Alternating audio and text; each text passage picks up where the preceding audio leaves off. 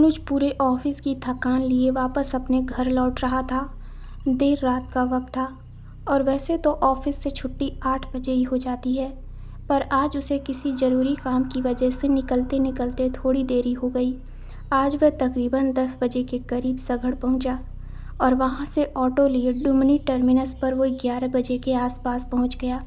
देर रात का माहौल था, वातावरण वैसे ही सर्दीना किस्म का था। उस समय स्टेशन पर कुछ कर्मचारी और बस अनुज था। खैर, अनुज को इन सभी की क्या परवाह होती, उसे तो बस अपने लोकल ट्रेन के आने का इंतज़ार था। आज वह शायद काफ़ी समय बाद या शायद पहली बार ही इतनी देर रात अकेले किसी लोकल ट्रेन से सफ़र कर रहा था। यह उसके लिए भी थोड़ा नया था। रात के करीब 1 बजे वह लास्ट लोकल ट्रेन स्टेशन पर पहुंची। लोगों का जमावड़ा बेहद कम था और इसी कारण भीड़ तो बिल्कुल भी नहीं थी। वैसे अगर यही सफ़र शायद शाम का होता तो लोगों की कमी नहीं बचती। अनुज वहीं एक दुकान पर नाश्ता कर रहा था और ट्रेन के आने के बाद वह ट्रेन के एक डिब्बे में चढ़ गया। यहाँ से अब अनुज का यह रोमांचक सफ़र शुरू हो गया। अनुज जिस बोगी में चढ़ा था वहाँ कोई दूसरा मौजूद नहीं था सिवाय एक बूढ़ा शख्स जो कि शायद अखबार पढ़ रहा था। अनुज भी उसके दूसरी तरफ वाली सीट पर जाकर आराम से बैठ गया। वैसे अनुज को उसमें कुछ अजीब लगा। आखिर कौन आधी रात को अखबार पढ़ता है? लेकिन तभी अनुज की नज़र उस आदमी के पढ़ रहे अखबार के पन्नों पर गई। उसके बाद तो जैसे अनुज की सांसें तेज हो गई। पहली चीज़ जो सबसे अजीब थी कि उस बूढ़े शख्स ने अखबार को उल्टा पकड़ रखा था। दूसरी चीज़ कि जब अनुज की नज़र उस आदमी के पढ़ रहे अखबार के पन्नों पर गई तो उसने देखा कि वह अखबार एक पैरानॉर्मल एक्टिविटी टाइप आर्टिकल का न्यूज़पेपर है, जहां तमाम तरह की चीज़ों का जिक्र होता है, जैसे लाइट आफ्टर डेथ, काला जादू, वशीकरण जैसे तमाम बातें।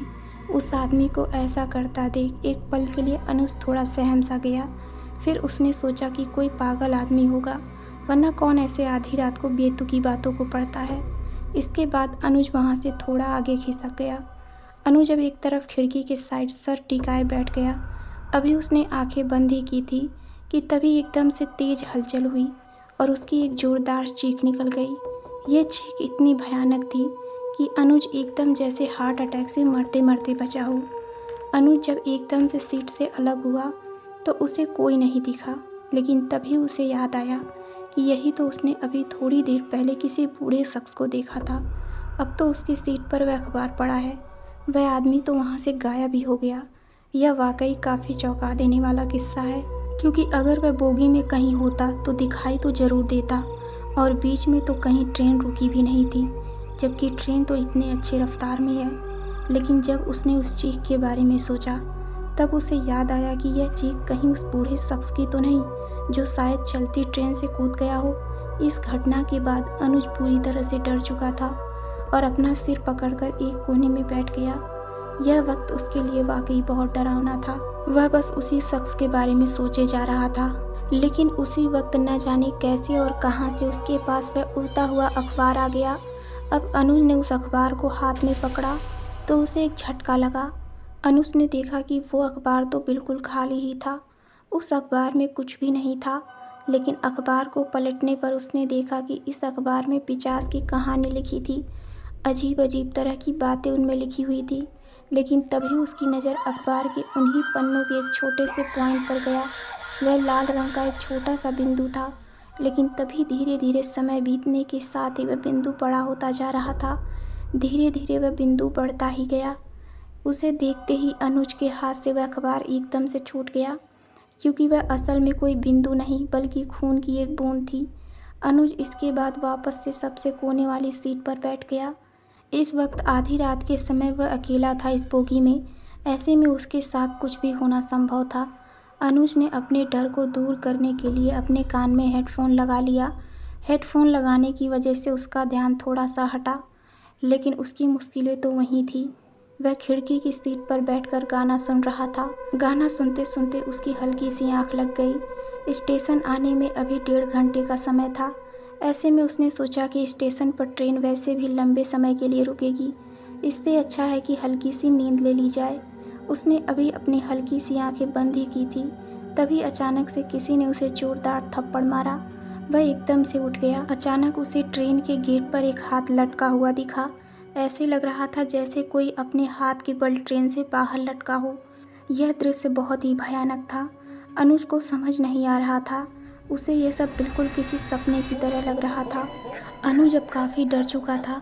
उसने जब अपनी घड़ी में समय देखा तो रात के 12:30 बज रहे थे। अब यहाँ से 1 घंटे और लगने वाले थे। वह हैरान परेशान एक जगह पर बैठा था। वक्त गुजरता जा रहा था। अनुज वापस खिड़की के बाहर के नज़ारे को देख रहा था। उसने जब वापस अपनी नज़र उस बोगी में दौड़ाई तो उसने देखा कि पीछे वाली सीट पर वही बूढ़ा आदमी बैठा है और एक बार फिर उसी तरह अखबार पढ़ रहा था। यह सब अनुज के लिए बहुत ही परेशान कर देने वाली बात थी। अनुज को समझ नहीं आ रहा था कि इस तरह कोई आदमी बार बार चलती ट्रेन में भला कैसे आ सकता है। अनुज समझ चुका था कुछ तो गड़बड़ जरूर है। उसने अपने मन के डर को दर्शाना ठीक नहीं समझा।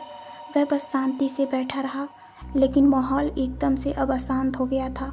उसी वक्त अचानक से उस ट्रेन के हैंगर अपने आप हिलने लगे और लाइट भी फ्लिप करने लगा।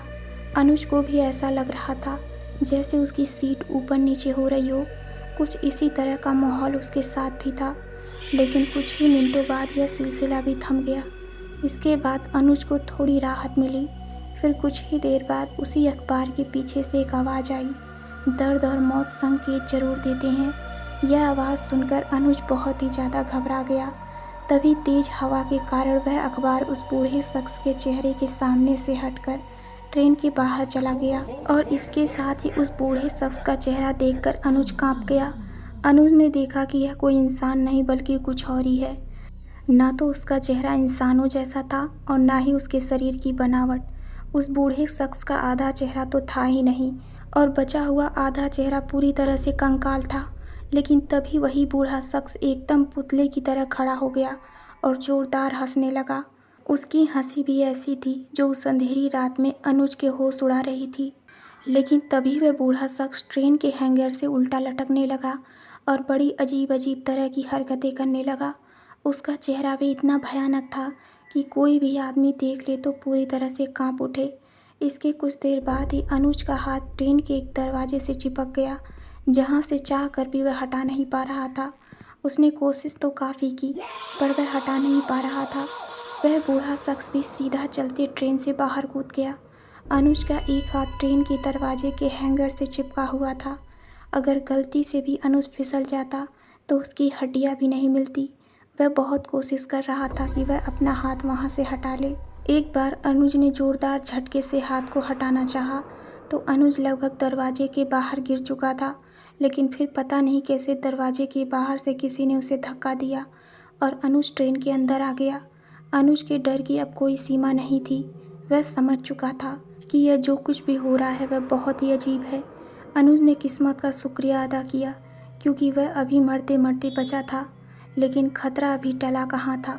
थोड़ी देर बाद अनुज ने खिड़की से देखा कि पटरियों पर कोई भाग रहा है। उसे देखकर अनुज और भी ज़्यादा चौंक गया और देखते ही देखते वह शख्स अब अनुज के खिड़की के पास आ चुका था। वह वही बूढ़ा आदमी था जो ट्रेन में अखबार पढ़ रहा था। इसके बाद अनुज खिड़की से हटा और फिर थोड़ा दूर जाकर छिप गया।